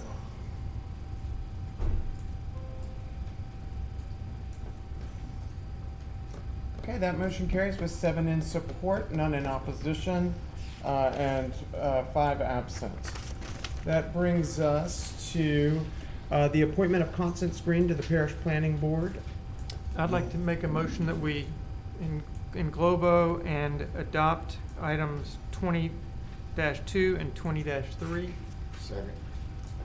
Motion by the chair, second by Commissioner Epperson to in globo and adopt both Constance Green and Jake Brown. Seeing no other questions or comments, let's vote, please.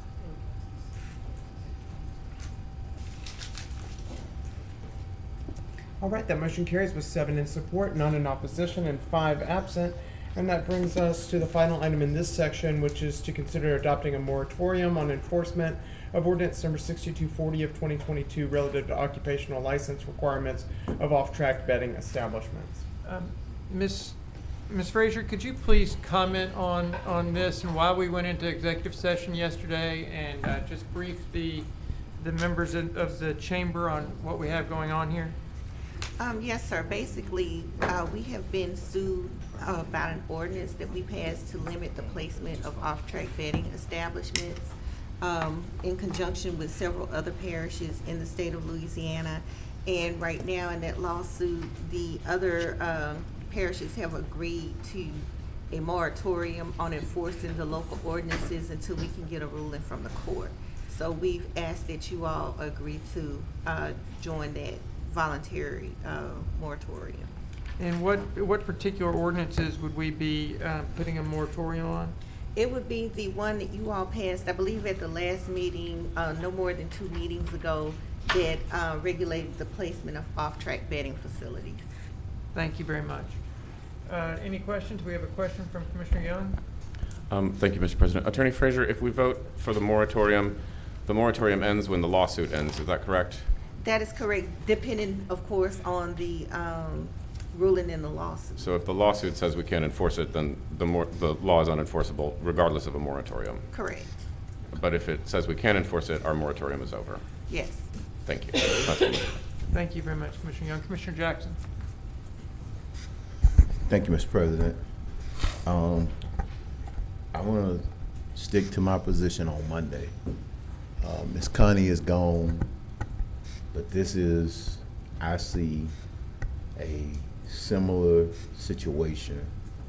And again, I respect counsel that our legal department has provided, and I think we're right. And I just don't see, number one, I don't trust the state. Okay, I don't trust that the judge whose brother is in the legislature, who voted on this bill, to rule in an adverse position. The state has shown over and over and over again that they will weaken our authority if we let them. And I don't see a judge in Baton Rouge overturning that. I think that what is most foul about this is we received, I believe Commissioner Hopkins sent out an email that showed how much revenue each video poker brings in. We met Monday, Tuesday with the NGO committee to go over applications from riverboat money. We're going to be meeting in a couple weeks to go over applications that are generated for economic development, but the money is generated by video poker. If these OTBs are allowed to come in and be set up, that money is going to be gone. That's money that's not going to go to our police department. That's money that's not going to go to our school system, and not police department, our sheriff's office. The sheriff is already down here talking about staffing issues at CCC and budgetary issues. Our video poker money is shrinking every year. And so this is why we did not support the online or the streamlined sales tax process, because the state came in and stripped some of the provisions out that gave local government more control over the money. This is why local governments and the Police Jury Association didn't get behind that streamlined sales tax bill, because they were doing things like this. And this is going to take, just as the woman came down here and said, this is going to take local control away from us. And I get it. I understand that the court may be looking for us to enter this agreement, but I think it's a trick. I think it's a ploy. Because as this thing is winding its way through the court system, from trial court to appeals court to Supreme Court, the city of Shreveport has been fighting the water bill issue for 5 years now. So once the folks get their stuff in place and get billed and all that other stuff, they will have built and opened their building by then. And we would have been completely sidelined in the process. And then it become a moot issue at that point, because now they're open and operating. That law was bad,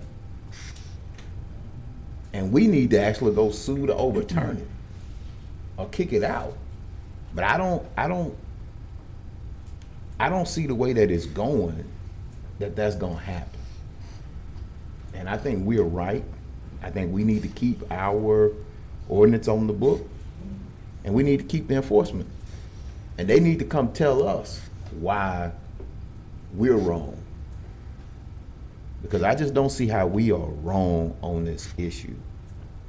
And I'm concerned that this is gonna become a pattern and practice more often than not. Thank you, Mr. President. And again, I respect the guidance and counsel that our parish attorney's office has provided on this. I just cannot, in principle, be with the arrangement or that that statute that they passed in the legislative session. Thank you, Mr. President. I understand your position, Commissioner Jackson. Thank you for your explanation. Commissioner Johnson. I'm off the board. Let's vote. Pardon, you're off the board? Yes. All right, we're ready to vote, Mr. Clerk. Okay. By law enforcement.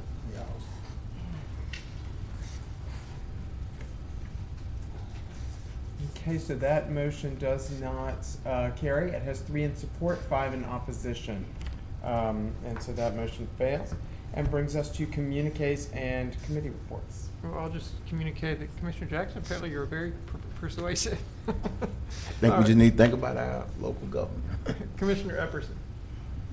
Just wanted to thank our finance director for appearing on teleconference call this morning, explaining the millages and tax renewals for the parish of Caddo, as well as State Representative Sam Jenkins, who explained the 8 constitutional amendments and propositions on behalf of the state, where the citizens really had it broken down and articulated to where they understood what they will be voting on. Thank you. Thank you, Commissioner Epperson. Anyone else?